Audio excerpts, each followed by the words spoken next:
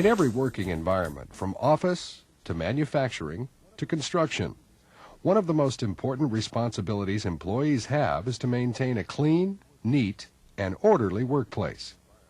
Every working environment is also plagued with the fact that you're busy. You've got a big job to perform, and there isn't always time enough to do everything that needs to be done. No matter your job, your craft, or what needs to be accomplished during the day, there is always time enough to keep your work area clean, neat, and orderly. No excuses, no reasons for not doing it. It's simply something that must be done by everyone in the work area. If you drop something, pick it up. If you see something that needs to be corrected, correct it. If you can't correct the hazard, report it to your supervisor so it can be corrected. Safety is an important responsibility, and it's a condition of employment. Maintaining your workplace in a neat, clean, and orderly fashion is a big part of your job, and it certainly is a big part of the safety program. A simple thing such as good housekeeping pays big dividends in the long run. If you stop to think about all the injuries and lost time that has resulted from poor housekeeping, you'd wonder why everyone doesn't participate. We could speculate all day long as to why some people don't pick up after themselves or leave their work area looking like a disaster. But let's talk about some facts. What really causes these unplanned happenings we call accidents. Chiefly, the primary cause of these events are due to being forgetful, tired, lazy, careless, inexperienced, disobeying safety or work rules, or just plain negligent. Attitude is the single cause of most of these unplanned events and injuries. Naturally, unsafe conditions and equipment may play some role, but attitude is the major key to safety in the workplace. If you have a good attitude about safety, you'll automatically keep your work area clean. If you have a poor attitude about safety, you really won't care whether your work area is clean or not. It's that simple.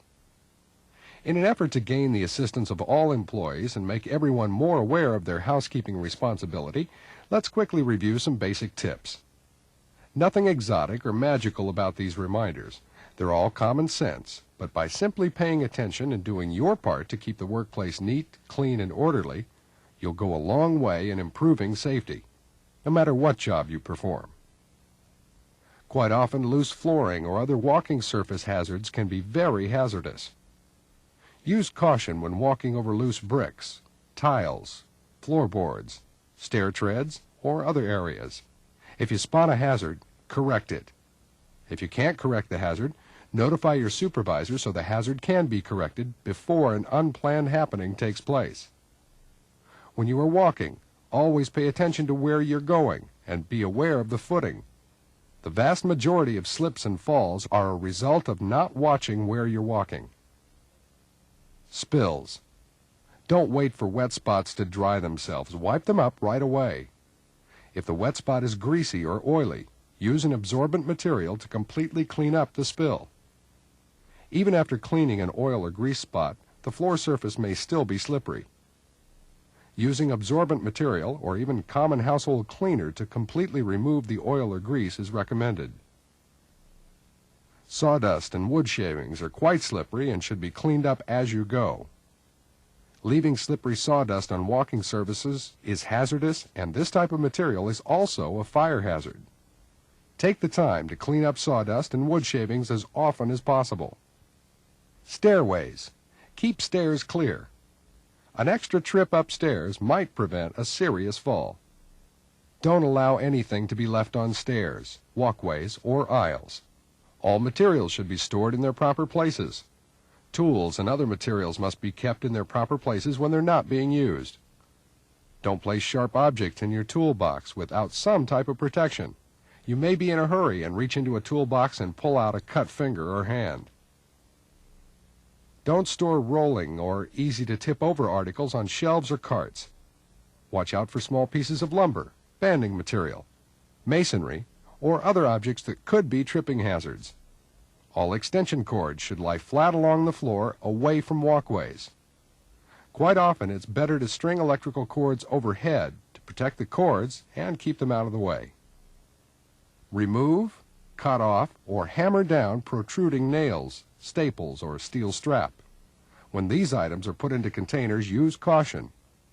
Never reach into the container, as cuts, punctures, or other similar injuries are likely to occur. When working with wood, remove splinters from workbenches, tables, bins, shelving, or chairs. Use a broom and pan when cleaning up broken glass. Never pick up broken glass with your bare hands. It only takes a few seconds to make the area safe, and that's what safety's all about. Using common sense and having a safe attitude in every job you perform. Always work clear of suspended loads. If a load is moved about when you're working, stand aside until the hazard is passed by. When carrying long pieces of equipment such as pipes or ladders around corners or through doorways, watch the ends, or when possible, use two persons. Store waste, oily rags, and other flammable material in covered receptacles provided for that purpose. A fire can put you and others out of work. Refuse containers must not be overfilled. Empty these containers frequently. Keep exits clear at all times. Fire doors should never be blocked or made inoperative. Report hand trucks with broken wheels, splintered handles, or other defects to your supervisor so they can be repaired or replaced. When you're pushing a hand truck or cart, slow down at corners. Be aware of what could happen, then prevent the happening by taking action before it takes place. Slips and falls are very common types of injuries, but they can be prevented. They can be prevented by watching where you walk, by keeping your shoes free of grease, oil, mud as much as possible, and when you see a hazard, correct it. Don't wait for someone else to take care of it. Safety is everyone's job and responsibility. Adequate illumination of the job is important also. If you can't see what you're doing, the more likely you'll experience an injury. Trial and error doesn't work on the job.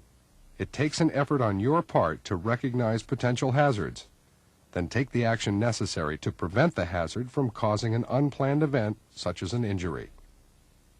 Keeping your tools and machines in good repair and cleanliness is an important job. Watching where you walk is important. Cleaning up spills or picking up lumber to prevent an unplanned event is important.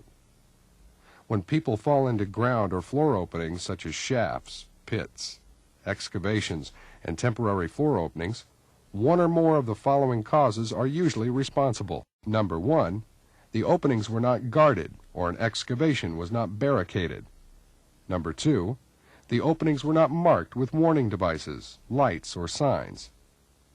Number 3, tripping or slipping hazards contributed to the fall, such as a person tripped over a material and fell. Number 4, employees worked unsafely at the edge of the opening without proper protection or caution. There are causes for every type of unplanned event. There are also solutions that will prevent these unplanned events. The solution is you. A good safety attitude is the most important ingredient in any safety program. There's no doubt about it. Those employees with good safety attitudes will prevent injuries. Housekeeping and keeping your work area in a neat, clean, and orderly manner is one of the major responsibilities any employee has at work. Do your part and participate in the safety program. It'll mean greater job efficiency, productivity, and it'll also mean an injury-free work environment.